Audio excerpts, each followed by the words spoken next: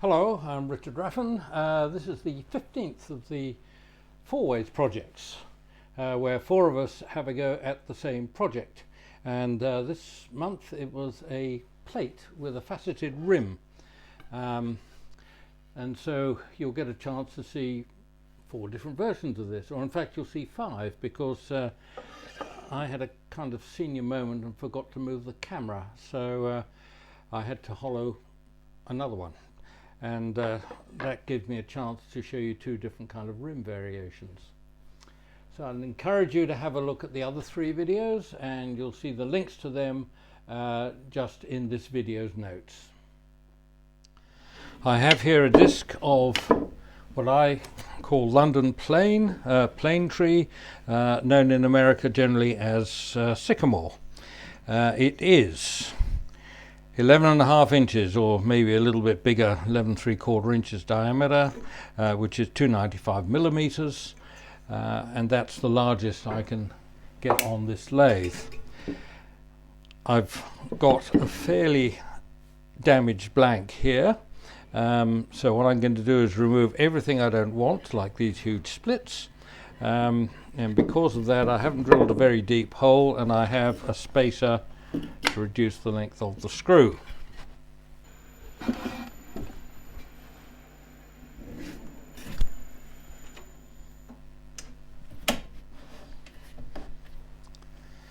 Now, the tools I'm going to be using for this, need a longer rest.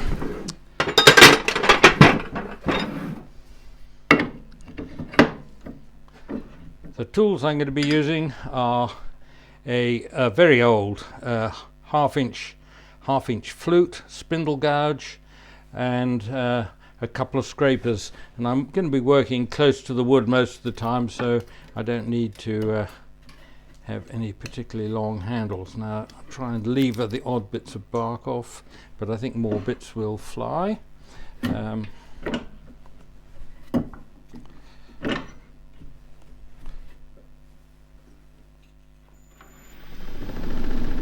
Right, that is out of balance because it's not solid all the way around. It tapers off where the bark is.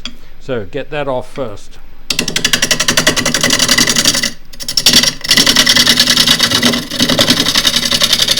Now, I'd forgotten that this had been through a kiln. It sounds much harder than it would be if it was just air dried, and has a different kind of percussive sound.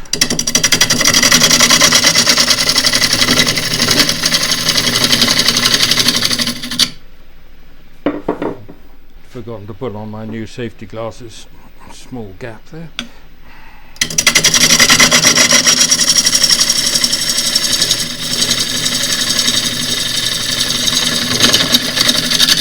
So using the left wing of the tool, asymmetric grind, which allows me to get a fair amount of wood off. Nice thick shaving.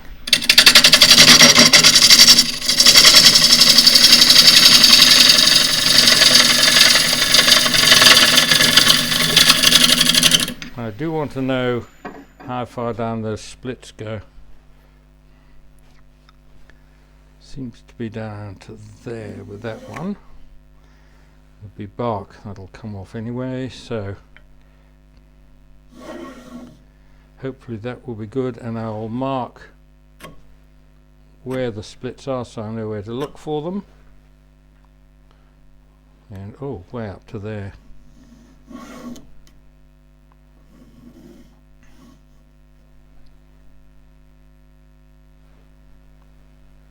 Lost it.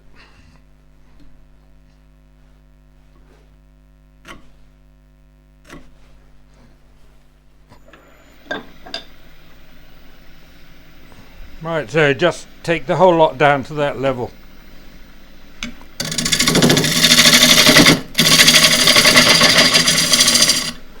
And it is a bit dusty, having been in the kiln.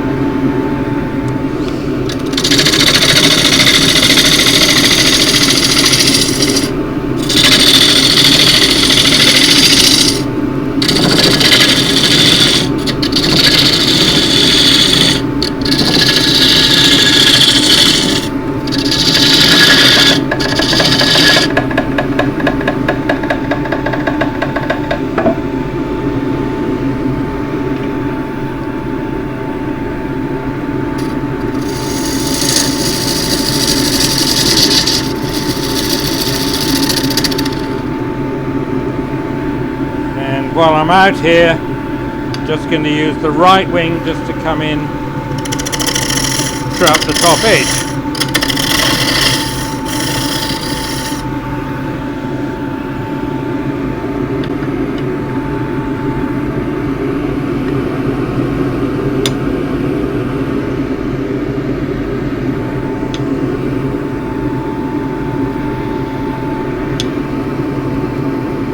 Slightly above centre, but just means that when I take it, I cut into centre, I've just got to go over the rest of it.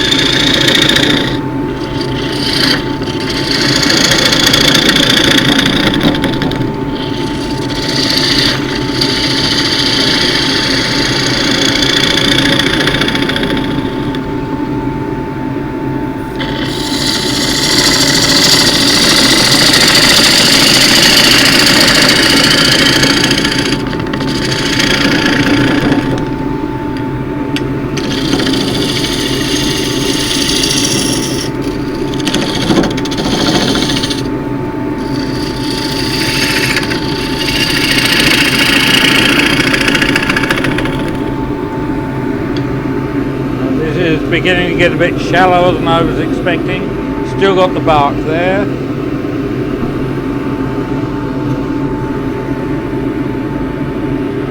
Slight splits still there. They've gone over that side. Still stuff to come off in the middle. Now I'm going to transfer to a scraper. And another very elderly tool.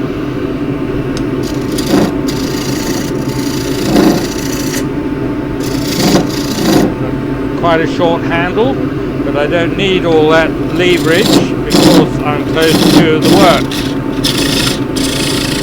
Just using the nose of the right wing just to nibble into the centre.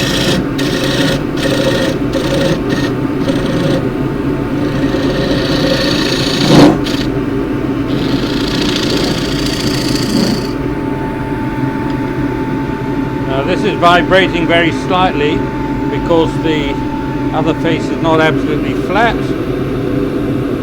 I need to get rid of that.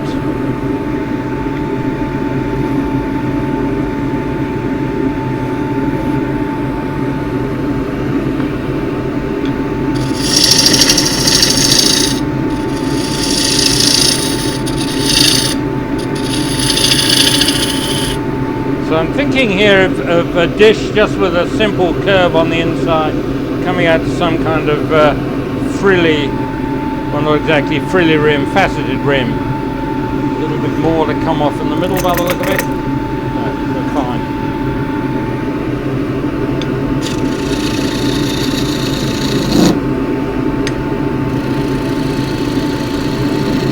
This is a shear or this is the tool I use for shear scraping.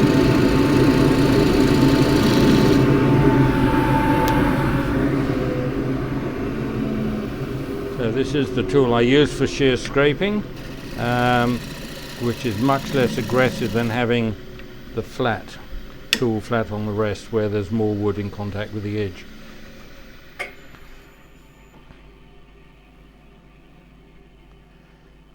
So that's clean material. I'd forgotten that I had marks there, but never mind. Splits appear to be gone. There's a slight one in there, but still two more there, so I've got to come down here a little bit more.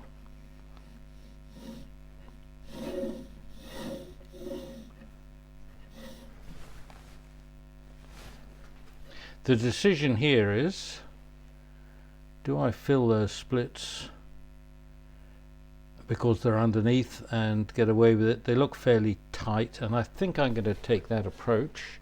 So mostly because I don't have another bit of wood this size.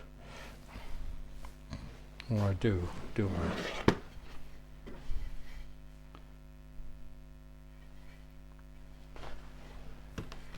I do have another bit of wood this size. Those splits, I'll go down a bit more, but I think they're going to go through to the middle, so I might just abort this bit of wood altogether.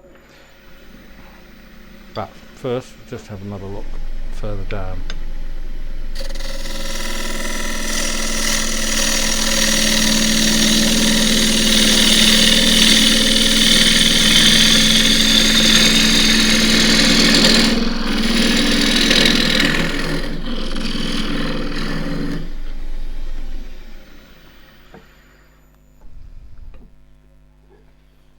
still a split there which is barely visible, but it goes all the way along there.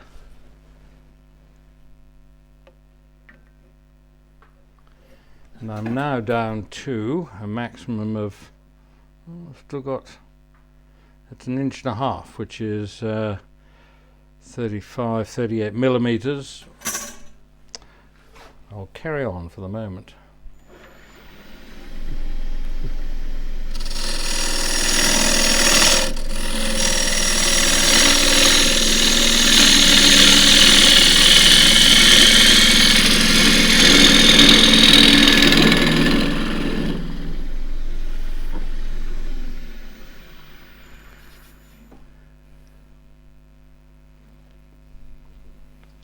Forgot to mark the end of the split. Now I can, because I can still see it.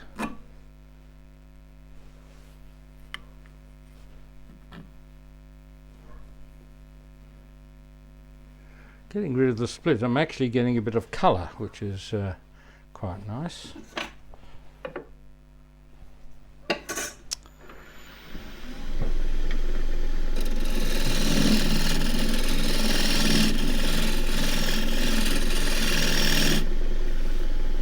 Now, in the days before I downsized, I would have had a chuck which could grip that kind of diameter. I can't do that now, so I'm going to have to expand a collet inside. I really don't like using expanding collets inside a recess for two reasons. One is you don't get as good a grip as you do if you're gripping around a tenon, and two, it limits the space I can hollow to, and it tends to lead to much heavier pieces than need be. But as it is, I'm going to have to, I will take out a groove to accommodate the chuck, which is there, and then keep as much weight as possible on the inside. So this is a 1/2 inch square and scraper, slightly skewed.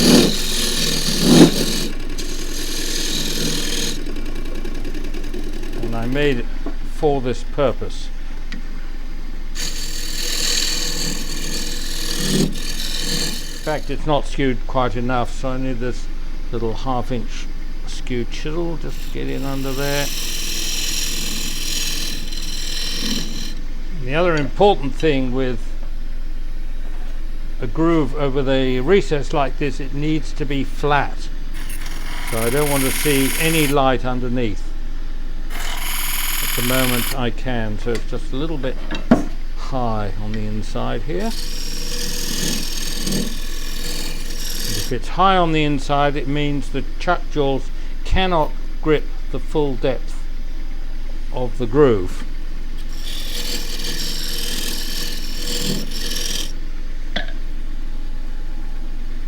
If the left side here is higher than that, it means there's space behind the chuck, which again limits the depth to which you can hollow. That's now flat, so that's good. Use this as a 3/4 inch 19mm square end scraper. So just put a little bit of kind of decoration in the middle. Just ease the corner in.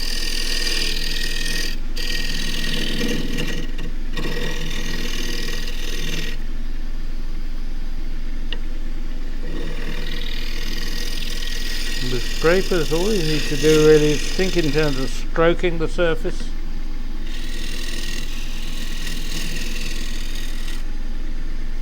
For the finishing cuts anyway.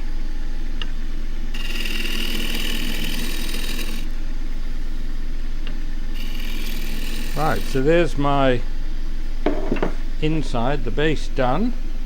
I know where the top is because I've already trued that up, and now I need to get a nice smooth surface from somewhere around here. I like to have a little bit of a foot on a platter, so it helps you get your fingers underneath when you're trying to lift it up. And so all I need is a shear cut from that. Well, I'll rough it out first and then make a shear cut up to the rim.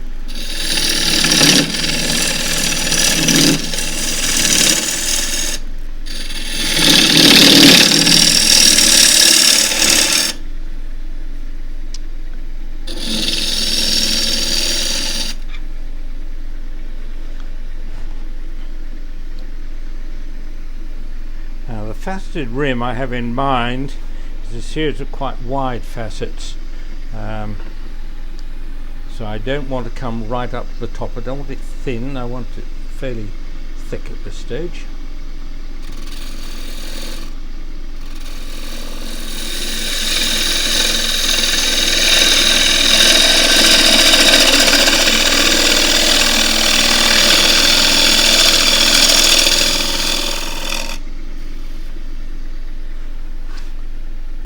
No foot. I do want a bit of a foot.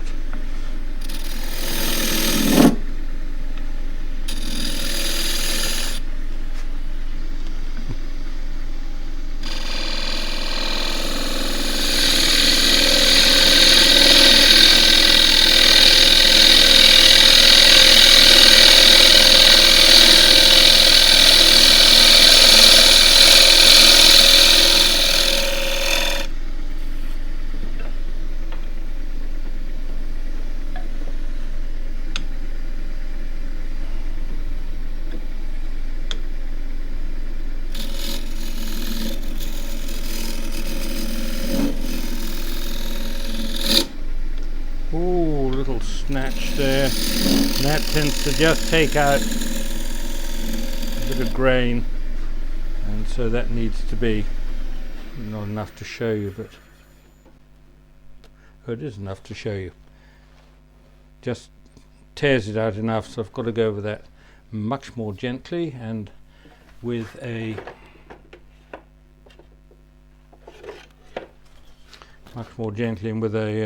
more of a spear point, and that allows me to get right in tight on the top of the foot.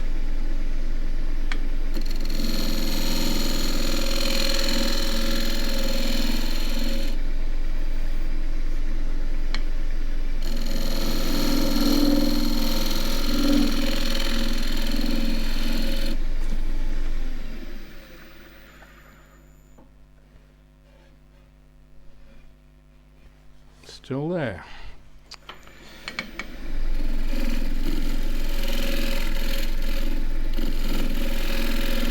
The little catch is if you go just a bit too hard with a scrape when it's flat on the rest, just tends to tear out quite a bit of grain on some timbers. Certainly one of them. Right, this foot I can now, while I've got this tool, just use the top edge and just kind of swivel it, rotate it into the cut.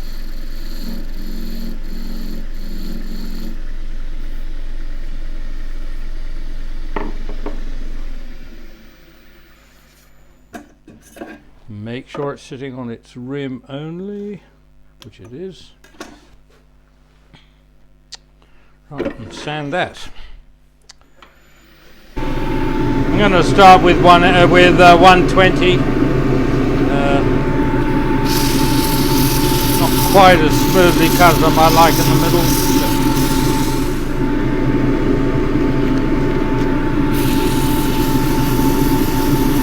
So pulling my hand in with the sanding just takes the strain off your lower back a bit.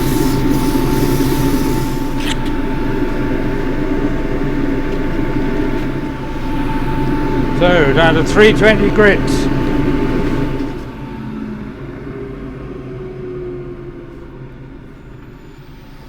This is getting beeswax. It's a plate, I expect it to be washed up, so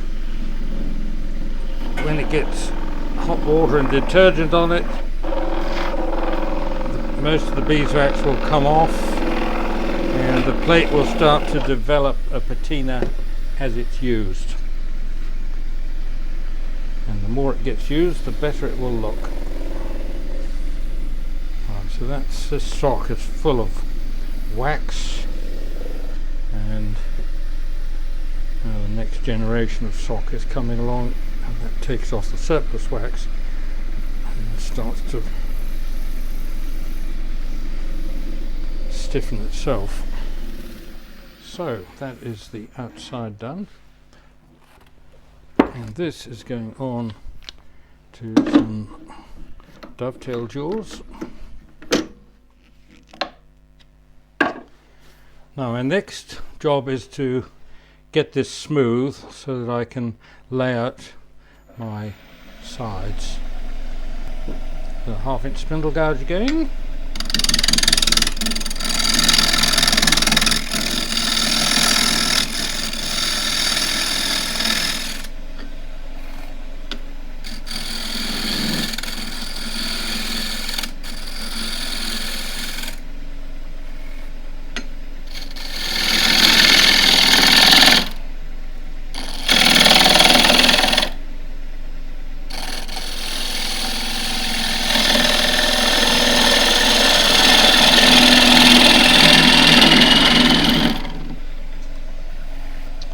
That is flat enough, and this comes off.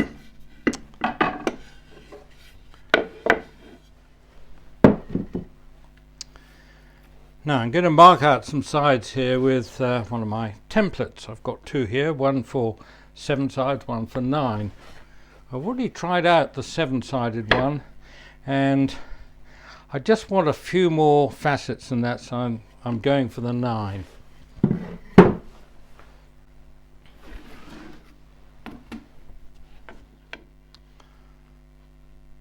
So I'm just going to mark right on the edge. This is not ideal, provided I can get some little marks where I want them.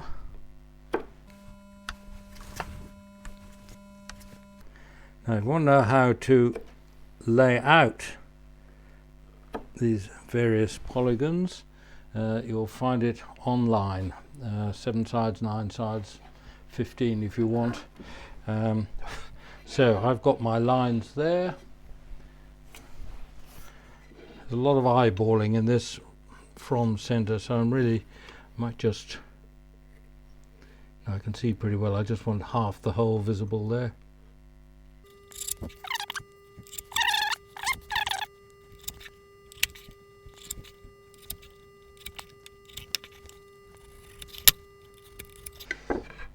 And I'm really drawing these lines more so I get a good kind of general idea of what the end piece is going to look like, but these will be cut away using a sander.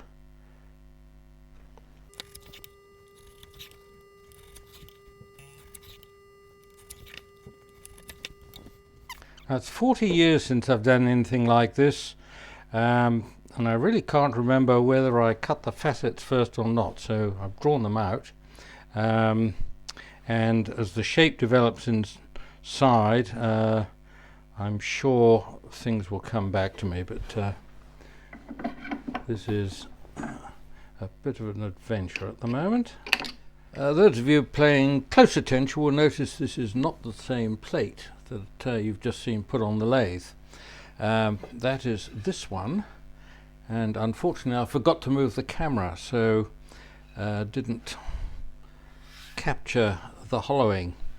So I'm about to have 2 plates. So that hole is probably going to be deep enough as a depth gauge. Just use a little Allen key, down about halfway. Yes, I can go slightly deeper than the bottom of that hole, but not much. So the 1/2 inch spindle gouge again. I like to get down to the bottom of the hole first, so that I know where all the other cuts are going.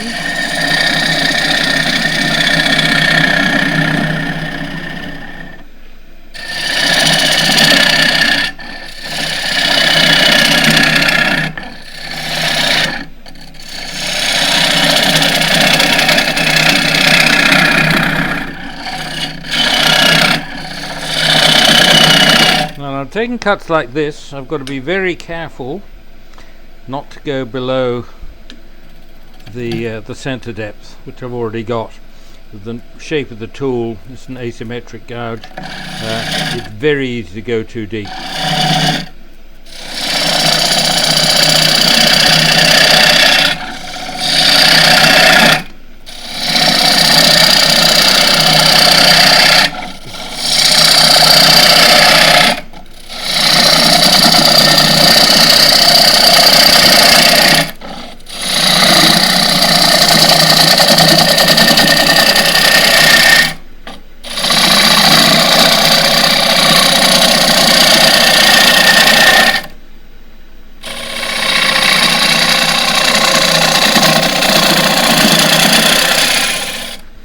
Now at this stage I can start to see how the rim's going to look, and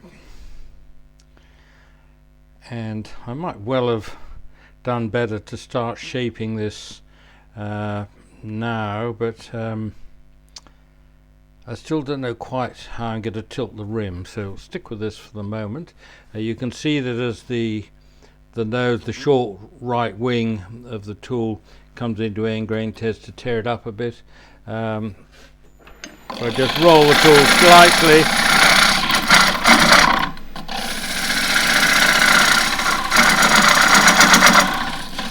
I can get a better cut here. I'll show you that quickly. But the main idea at this stage is to get the bulk off. Now I can take a bit more out of there.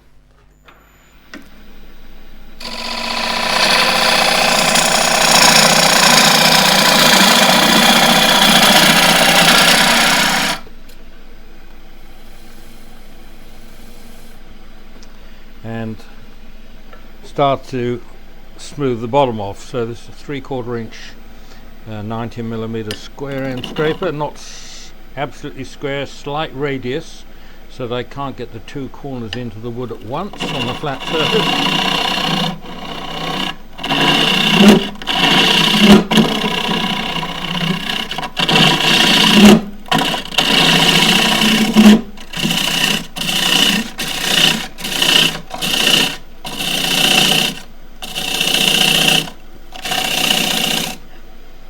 Given that I've got two plates, I'm going to make them slightly different, so you can make up your own mind which way you'd like to go if you're going to make one of these.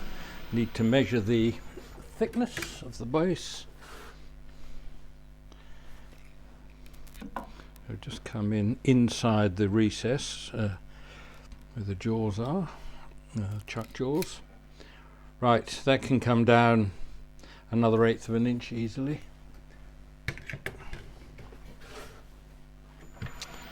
So, as always, a bit of commitment. Get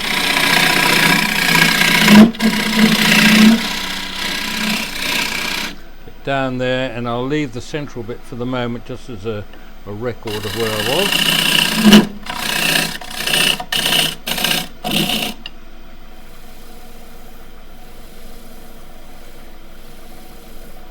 I'll leave this for the moment, and I will get the central bit flat. I'm just thinking about where I'm going in the long term.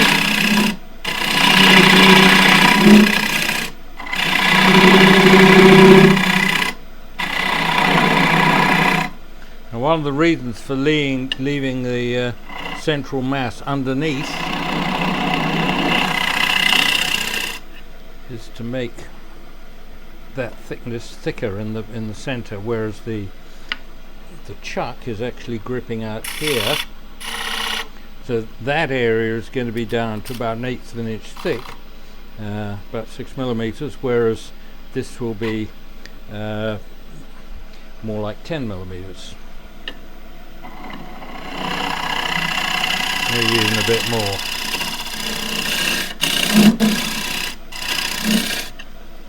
So coming across here, I've got a slight radius. When I was cutting the other plate, I took this to the grinder and just put a little bit more of a curve on it so I could get round this corner. and I'd really just like to roll this up on edge and shear scraper in here.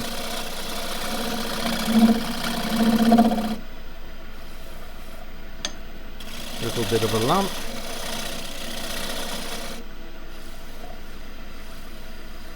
Feel a little bit of a lump there. So the feel is important, and then I can check it with my little straight edge.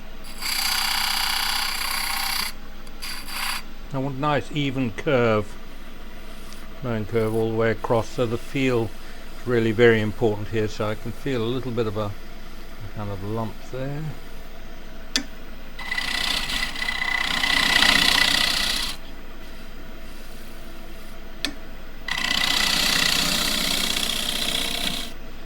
Right, that'll be that. Now, how does that look in relation to the rim? That'll be cut away. And I don't think that's going to look too bad on the other one. I've just got that a little bit steeper. I don't really want to do that on this one, because this one's going to end up with no rim like this. I'll rephrase that. This is going to look up. This is going to have a definite lip on the inside here, whereas this one I'll just flow straight out, but not yet. So on this one, which I didn't on the other, I've marked little marks up on the side, and let's just make sure they're all the way around, which they are. So I can now just flow this all the way out. I think I'll do that now, and yeah, that'll be fine.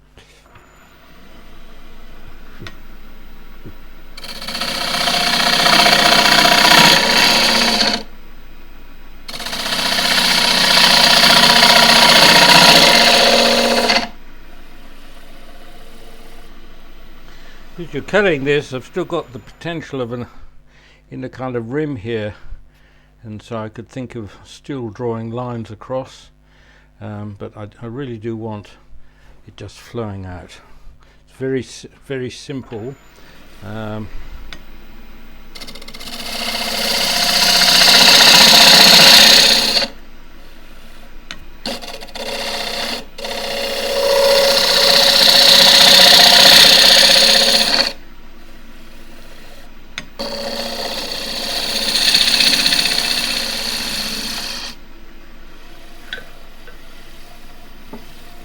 Lump there.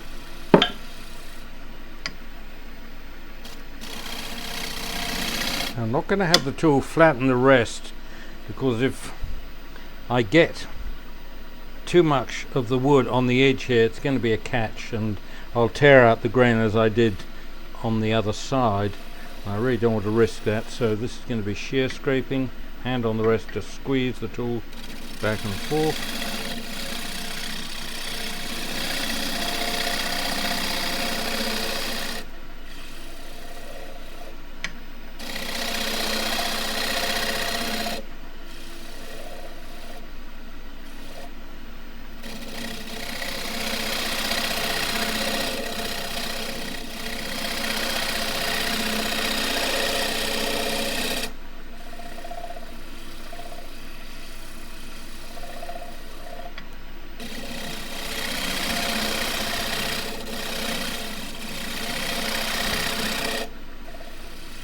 That now feels almost like a lump in the middle, which it is in fact. This central bit is very slightly higher.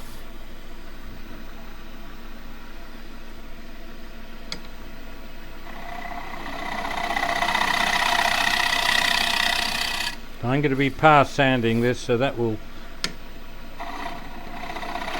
probably come out more easily with power sanding. So that gets done now. Starting off with 180 grit.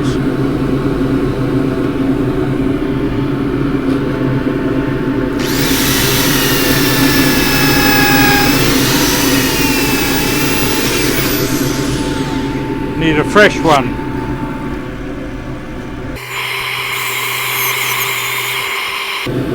Well, that's picked up a little bit there. I'll be better off really with the starting off with 120. Right, that feels good. Very slight hint of a lump in the middle. Your power sanding, that takes away the center very quickly. If you're hand sanding, you tend to get a lump building up because the wood's not moving so fast. Back to the 180. Just looking for remnants of picked up grain. No, that's all gone, so last bit will be with the rotary sander. Because that goes round with the wood, doesn't really leave any swell marks. Right, so next job is to draw the straight lines. So to sand the facets, I'm using a 60 grit disc, which is on MDF. That goes over that chuck. This is just a fairly small, short facet. So I'm using. I've got this table which goes into the lathe bed, but this is the first time I've used this as a sanding platform. But that looks quite good, and then I'm going to rest the plate on the rim and tilt it up like that and sand into the line.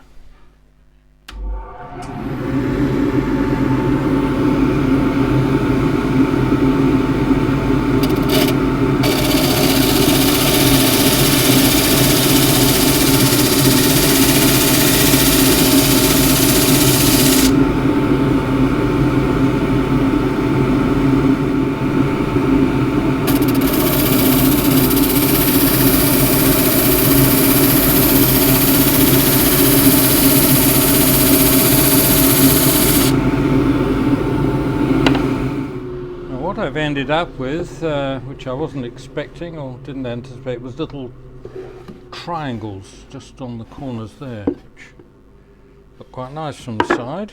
The only 240 grit I've got is on a 6-inch disc. That's onto a steel faceplate with Velcro at the back, and you get to see my other sanding table, which fits into the lathe bed, and away we go with that.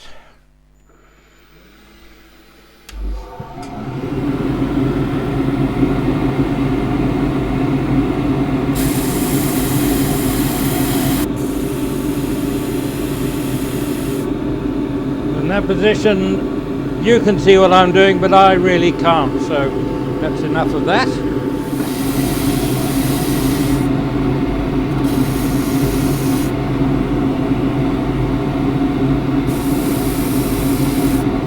I'm not after absolute precision sanding these.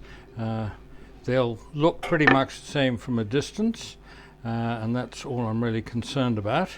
And this now goes back on the lathe, or they both do, just to sand off the pencil marks. I have these little marks up on the teeny triangles to get rid of, so I'll do that with the angle drill.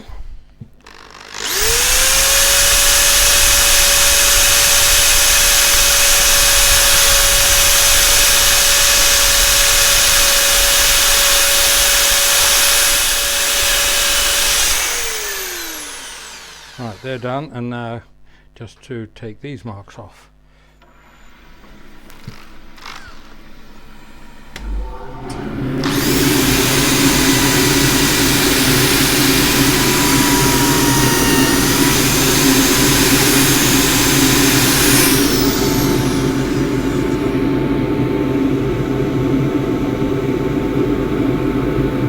Inclined just to soften these a bit, so I'm just going to hold this up against the edges.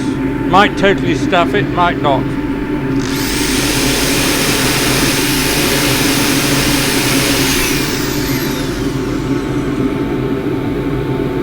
So it gives me other little facets. Yep, don't mind those. So I'm going to do it a bit more.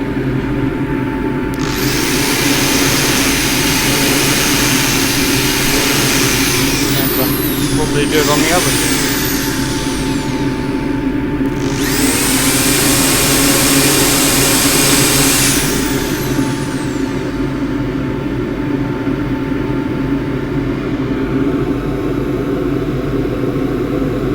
Yep, that just gives another nice little facet.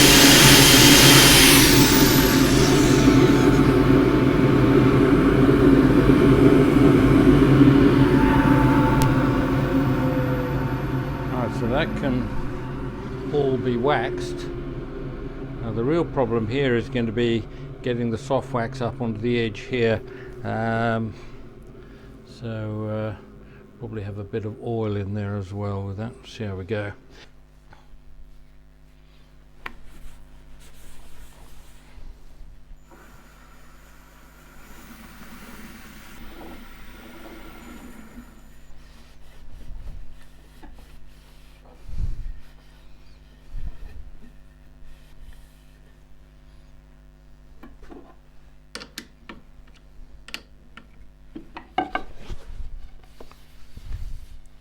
Right, plate 1.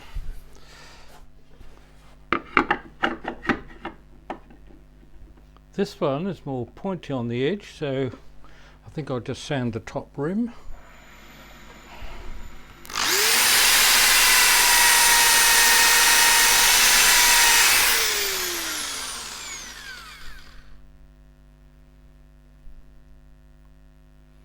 Ooh, no, still little bits of, yes.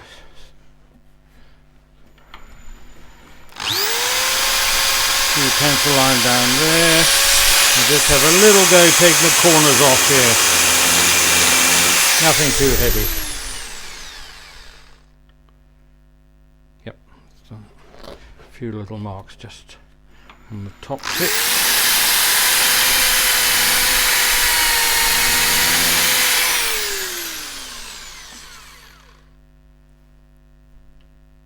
That's good.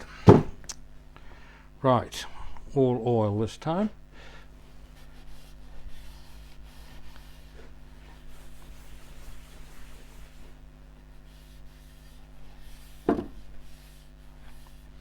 Now this would also make quite a nice tray. You could flatten that. Look rather nice, I think.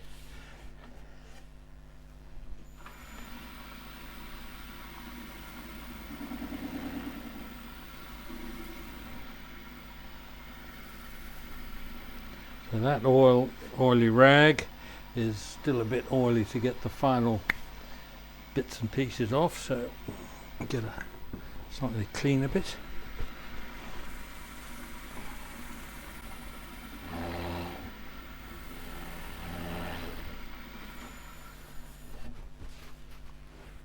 So I've ended up with 2 platters, and not quite sure which I prefer at the moment. Probably this one, which is more open. Those who are interested in selling things, I always found that these plain curves never sold as well as one where there was a definite rim.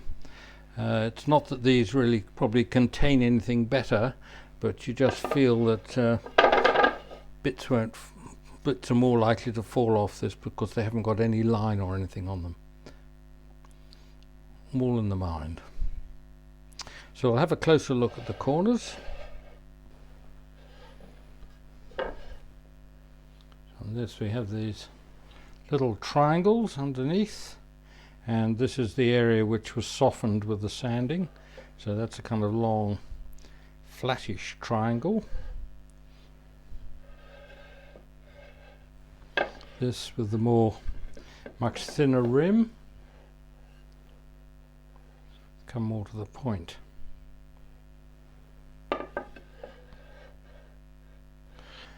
So I'd encourage you to have a look and see what the other 3 have come up with, Mike Peace, Sam Angelo and Tomislav Tomašić. And thank you, Tommy, for the idea here. Rather enjoyed this project.